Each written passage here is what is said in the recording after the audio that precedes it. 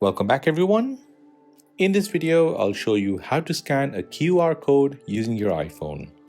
This is great when you're out and about and you see a QR code to visit their social page. Your iPhone already has a built-in QR code and you don't need to download any additional app. First, let's make sure your QR code scanning is enabled on your iPhone. You can do this by going to Settings, then scroll down and tap on Camera. Where it says Scan QR Code, make sure that is toggled to the right-hand side. Now go back to the home screen and open up your camera app, point it to a QR code, and you should see a URL appear underneath the QR code on your iPhone. Tap on it to visit that page. And that is how to scan a QR code on your iPhone.